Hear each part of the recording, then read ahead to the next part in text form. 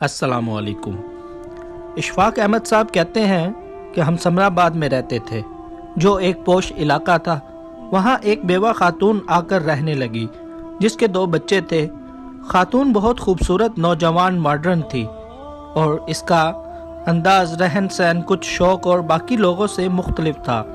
وہ خوبصورت اور باریک کپڑے پہنتی اور بے تحاشا خوشبو کا استعمال کرتی تھی، یہاں تک کہ اگر کوئی اس کے گھر کے آگے سے گزرے تو خوشبو کی لپٹوں میں زد میں خود کو محسوس کرتا۔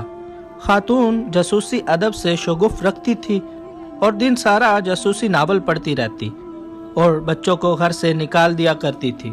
اس کے گھر کچھ مشکوک لوگوں کا بھی آنا جانا تھا، جس کے باعث خاتون کے بارے میں لوگوں کی اچھی رائے نہیں رکھتے تھے۔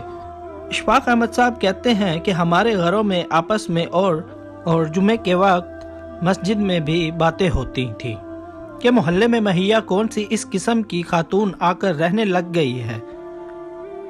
ایک دن ایسا ہوا کہ وہ سبزی کی دکان پر گر گئی اور 3 دن بعد انتقال کر گئی، اور جو لوگ اس کے گھر آتے تھے وہی اسے کفن دفن کے لیے ساتھ لے گئے۔ خاتون کے انتقال کے بعد لوگوں کو پتہ چلا کہ خاتون کو کینسر کی لا علاج بیماری لاحق تھی، اور جلدی کینسر کی ایسی خوفناک صورت تھی کہ اس کے بدن سے بدبو آتی رہتی تھی، جس کی وجہ سے اسے سپرے کرنا پڑتا تھا تاکہ لوگوں کو اس کے بدن سے آنے والی بدبو سے تکلیف نہ ہو، اور اپنی بیماری کی وجہ سے ہلکا پھلکا باریک لباس پہنتی تھی تاکہ زخموں کے ساتھ کپڑے الجھنے سے اسے تکلیف نہ ہو۔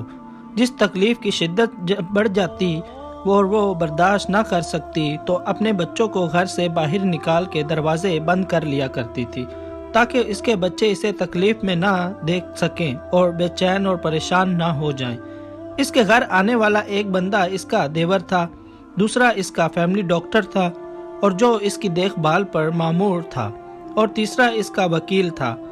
آخر میں اشفاق صاحب کہتے ہیں کہ ہمیں تنقید کا کام اللہ پر چھوڑ دینا چاہیے، جس نے اس لیے ایک وقت مقرر کیا ہے۔